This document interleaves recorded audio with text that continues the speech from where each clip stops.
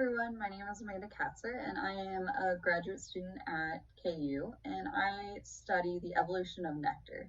And nectar is a really important trait for pollinators because um, it's the food for pollinators, and plants really provide this as a reward for pollinators for moving their pollen from one flower to the next and to really keep them coming back. Um, and it's really made of two main components. We have water and we have sugar. The sugars can differ, but oftentimes it's sucrose, glucose, and fructose. Sucrose is just our table sugar. Fructose is often found in a lot of fruits and things. And glucose is often what everything kind of ends up breaking down into. And so these sugars are really important for animals to eat and to provide energy for all of our cells.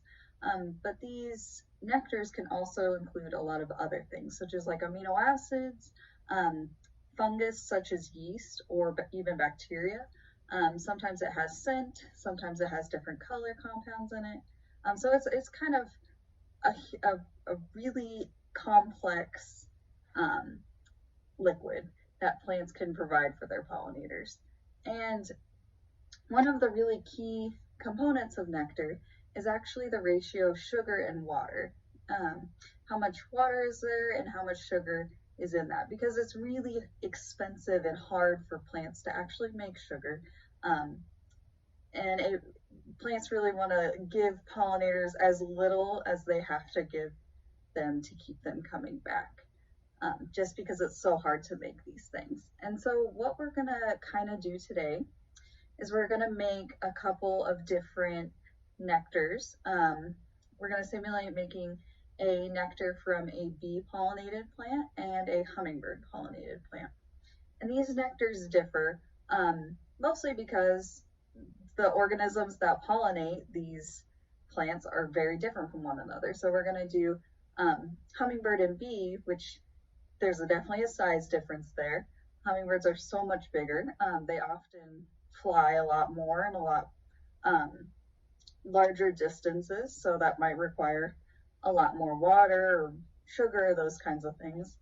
So they definitely have different energy needs and a lot of different just metabolic dietary needs. And so what we're going to need today to do this, for you to do at home, is we actually will just need water. And I'm going to use about 2 cups, but really you can make this in kind of however much you would like to make. And then we're going to need our other key component, which is sugar. So table sugar, as I mentioned before, is just sucrose, which is one of the main sugars in nectar. We're going to need a teaspoon measurement thing. And we're going to just need a regular spoon to mix everything together. And of course, a couple of cups to hold these things in. All right. And so what I'm first going to do is actually I'm going to put the same amount of sugar in each of these cups. And then at the end, we're going to be able to taste the difference in sugar, how much sugar and water are in these things at the end based on that. So I'll put a teaspoon of sugar in both. All right. And then the hummingbird pollinated plants make a lot more nectar than the bee pollinated plants. So we're going to put about that much water into the hummingbird pollinated plant's nectar. And we're going to do about half as much for the bee, because those bees, they're small, they can't drink as much. All right, and then we're going to just take a spoon, mix it all up.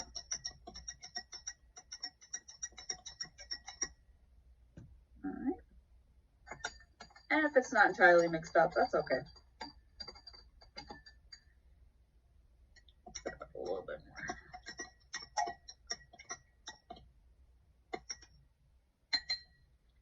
Okay. And so what we have is we have 2 nectars, one being half as full as the other one. And so even though these things have the same amount of sugar in them, they're actually going to taste a lot different because there's different amounts of water in this. And so hummingbird pollinated adapted flowers will make a lot more nectar, but actually won't have as much sugar in the nectar itself. So let's taste it. All right, so it's slightly sweet, but it's not too sweet. Just a little bit of sugar in there to the water. And then if we taste the bee-pollinated one, right, it's probably going to taste a lot different because there's not as much water in there. And it does. It tastes almost entirely like sugar. It's really, really sweet in comparison to this hummingbird adapted plant's nectar. So there's kind of a major difference there. And really, we're making these nectars, or the plants are making these nectars a lot different because they're trying to match the specific pollinator that they would like them to move their pollen from one plant to the next. And as a biologist, how I actually measure this nectar concentration is really cool. I use something called a refractometer, which looks like this. And what you do is you would drop some nectar right on this blue strip right here. You put this down, and then actually you can look through this eyepiece here and you'll get a scale. And it shows you exactly what the percentage of sugar is in the solution, in the water.